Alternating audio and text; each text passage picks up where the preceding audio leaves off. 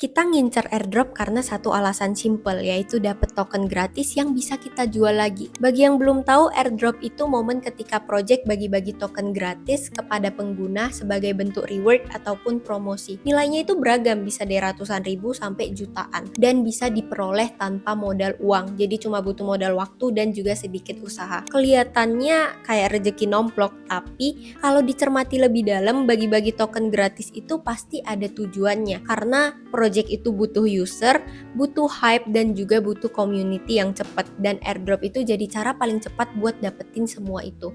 Bukan soal dapetnya, tapi kenapa dikasih. Dan itu yang akan kita bongkar di video kali ini. Di dunia startup tradisional, biaya promosi itu biasa larinya ke iklan. Contohnya kayak Google Ads, influencer, atau sponsor sana-sini. Tapi di crypto itu project punya alat promosi yang lebih efisien, yaitu airdrop. Sama seperti startup pada umumnya, selalu ada alokasi buat biaya marketing. Bedanya di crypto itu nggak ngeluarin uang tunai, tapi ngeluarin token. Dan selama tokennya belum listing, ya cost-nya nyaris nol, tapi impact-nya itu bisa besar kalau misalnya hype udah jalan. Jadi daripada langsung bayar influencer, biasa project mulai dari community dulu. Contohnya kayak ngasih token ke early user melalui airdrop, nyuruh mereka nyobain fitur, follow, dan ngajakin teman. Dan kalau misalnya udah rame, baru mulai ke paid marketing. Itu tuh kayak influencer, campaign, dan juga partnership besar. Biasanya sebelum dapat airdrop, kita harus ngelakuin beberapa hal. Contohnya kayak follow Twitter, posting di Twitter, join Discord, ngajakin teman, ngerjain tested, dan lain-lain. Kelihatannya sepele, tapi kalau dilakuin sama ribuan orang, efeknya gede karena project yang baru bisa langsung kelihatan rame. Karena followersnya banyak,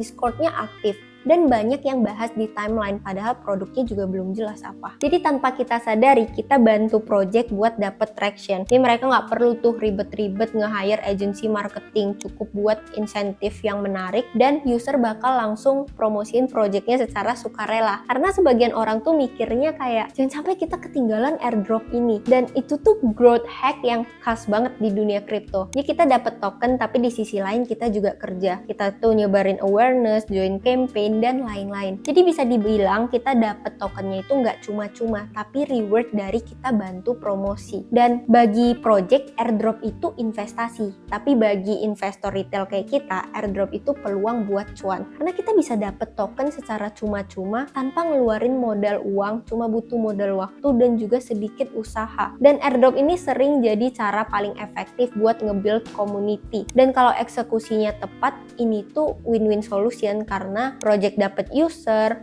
dapat reward, dan juga ekosistemnya terus berkembang. Jadi jangan anggap airdrop ini sia-sia. Gak semua airdrop itu sekedar ngasih token gratis cuma karena kita daftar, tapi emang ada yang butuh effort lebih gede. Sebenarnya banyak jenis airdrop, tapi beberapa yang paling umum itu yang pertama ada retroactive airdrop. Ini tuh buat user lama yang udah lama di protokol. Jadi kamu gak perlu promosi, gak perlu daftar, kamu bakal langsung dapet token karena history wallet kamu dianggap valid. Yang kedua itu task based airdrop. Di sini kamu harus ngerjain misi-misi tertentu, misalnya nge-tweet, posting, atau bikin konten. Dan semakin kamu aktif, peluang buat dapetinnya semakin besar. Tapi nggak semua yang ikutan pasti dapet. Yang ketiga itu holder airdrop. Kamu harus punya NFT project tertentu atau token dari project lain. Jadi intinya harus punya aset dulu. Yang keempat itu referral airdrop. Ini tuh semacam kamu ngajakin temen buat join. Jadi modelnya itu kayak afiliasi, tapi rewardnya itu berupa token, bukan berupa uang. Dan yang kelima itu staking based airdrop. Kamu cukup staking di platform tertentu dan kamu bakal dapet airdrop dari project yang kerjasama sama platform tersebut. Contohnya kayak Binance Launch Pool. Jadi tiap airdrop itu punya effort dan juga ekspektasi masing-masing. Dan tahu ini tuh bisa bantu kita buat ngukur kira-kira worth it gak ya buat ngerjain airdropnya. Tapi walaupun effortnya bisa diukur, seringkali satu hal yang susah ditebak, yaitu kapan token ini punya value beneran. Karena banyak project bagi-bagi token itu pas produknya belum jalan, terus komunitasnya belum solid, dan sebelum ada alasan kenapa token ini harus punya harga.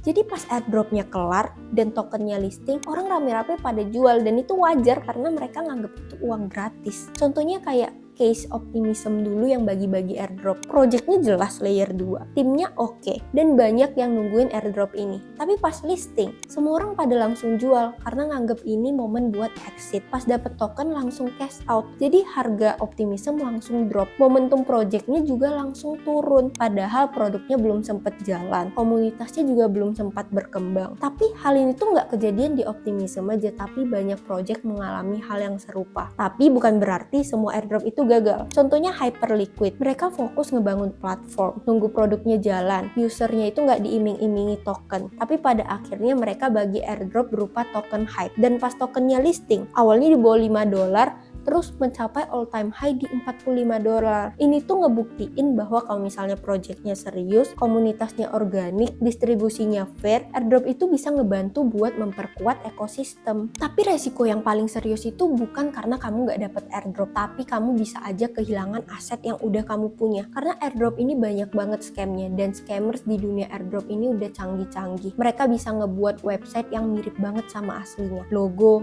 gambar, dan domain itu bener-bener seolah resmi. Jadi begitu kamu connect wallet kamu bisa langsung kehilangan akses ke wallet kamu dalam hitungan detik. Yang lebih canggih lagi, ada juga yang ngirim token palsu ke wallet kamu. Kelihatannya legit, namanya kayak nama-nama token yang terkenal. Tapi begitu kamu mau ngeklaim lebih banyak atau ngecek nilainya, kamu langsung diarahkan ke situs phishing dan wallet kamu langsung ke drain. Jadi buat kalian yang mikir airdrop itu cuma hoki, kalian nggak sepenuhnya benar. Emang kelihatannya kayak hoki-hokian doang, tapi sebenarnya nggak semua airdrop itu cuan, bahkan banyak yang zonk. Tapi nggak sedikit juga yang ngasilin cuan gede sampai life changing money. Jadi nyari airdrop itu sah-sah aja asal kita tahu effortnya sebanding dan pahami resikonya. Dan yang paling penting, waspada sama scam.